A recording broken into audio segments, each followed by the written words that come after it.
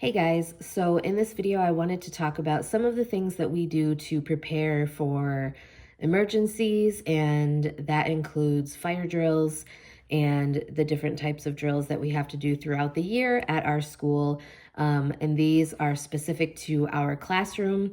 For those of you who may be watching one of my videos for the first time, I am a special ed paraprofessional, and I work with children from age 3 through 5th grade. We have an ECSE class Monday through Thursday from 8 a.m. until 11. And in the afternoons, I do resource as well as I help. Currently, I have a one-to-one who is in kindergarten, and I also help with the other paraprofessional in my classroom that has a one-to-one that is in first grade.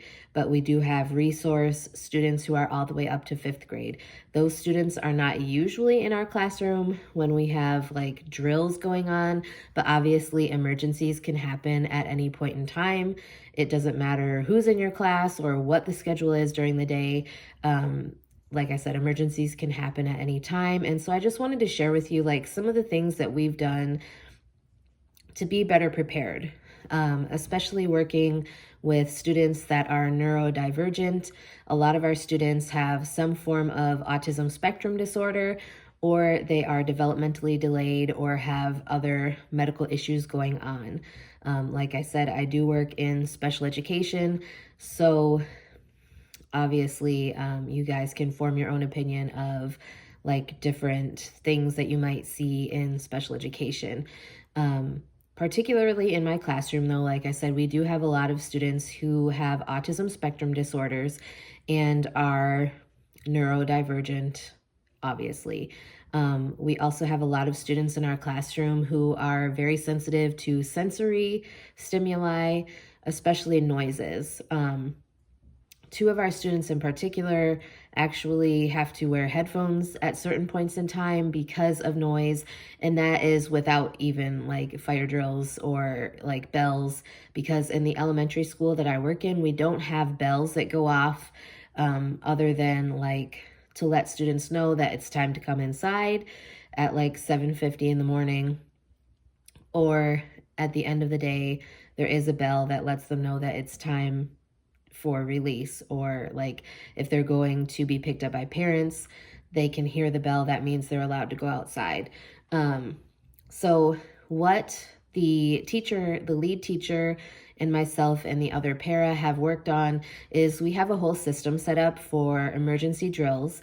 What we like to do, because we have students who like to run, and because obviously we do have those sensory sensitive students, we like to pick a somewhat quiet corner of the playground and we go out there. We choose to go to the playground even though that's not usually where we would go in an actual emergency, simply because it is fenced in.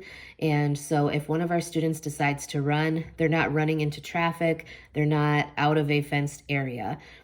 Like where they would normally have us go is like on a busy street, so our students could very easily run into traffic or get hurt, run off, etc., etc.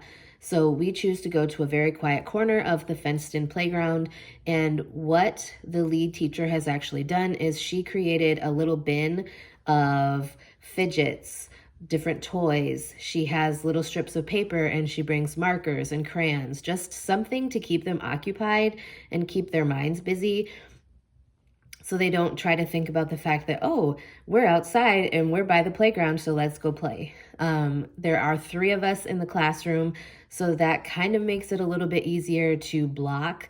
Normally there will be like 1, 2, and then 3. And these are staff members. So we're kind of like circling.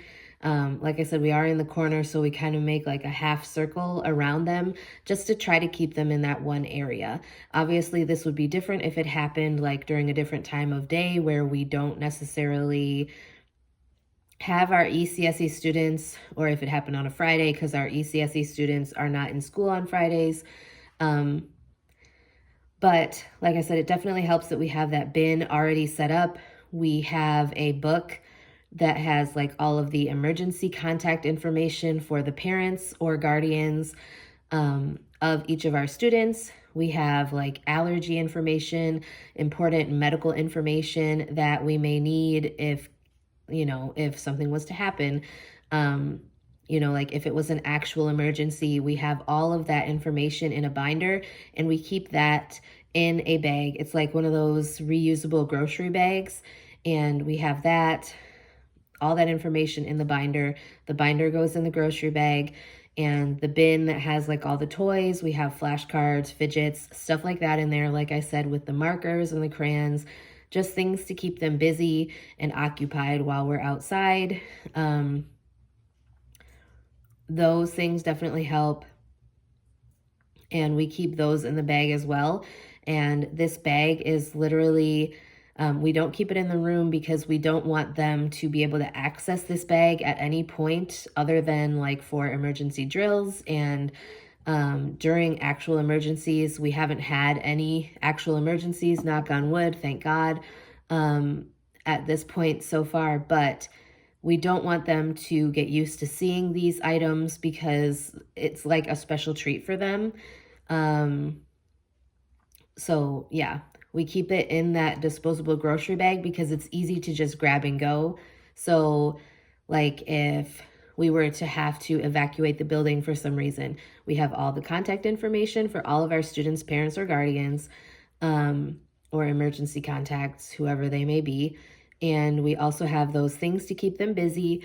Plus, having this all in a grocery bag, the disposable reusable, not disposable, grocery bag, where we can just like, our lead teacher keeps it on top of our students' like set of lockers where our students put their coats and backpacks every morning. And so if we need to get out of the building really quick, we can just grab the bag and go. So those are some of the things that we have done. So far at this point in the school year, we've done 2 fire drills. I think our next drill is a lockdown drill, and seeing the fact that we have like children who like to scream in our classroom, I'm not entirely sure how that's gonna go. Like I was talking to one of my coworkers, our classroom would definitely be found first. Because of the fact that we have kids who like to scream, and a lot of times they scream for no reason, or they scream when you tell them they can't do something. So it's definitely going to be interesting to see how they react to like a lockdown drill, where you have to be quiet. We haven't done any tornado drills, and I don't think we're doing any until springtime, just because of the time of year it is. And we don't, at this point, it is currently almost the second week of October, and we don't have any more drills until November.